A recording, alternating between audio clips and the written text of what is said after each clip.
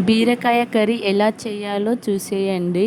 ముందుగా బీరకాయలను శుభ్రం చేసుకొని తోలు తీసి మంచిగా ముక్కలుగా కట్ చేసుకోవాలి. ఒక ప్యాన్ పెట్టుకొని అందులో తగినంత ఆయిల్ వేసుకోవాలి. ఆయిల్ వేడి అయిన తర్వాత ఆవాలు అండ్ జీలకర్ర వేసుకొని అవి చిటపటలాడిన తర్వాత మనం కట్ చేసుకున్న బీరకాయ వేసుకోవాలి.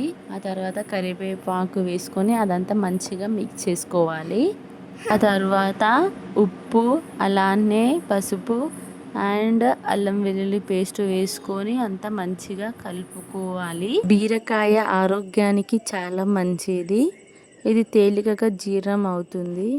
ఒక 10 మినిట్స్ మూత పెట్టి ఉడికించుకోవాలి. మినిట్స్ తర్వాత మూత తీసి చూస్తే అదంతా మెత్తగా ఉడికిపోతుంది బీరకాయ అనేది.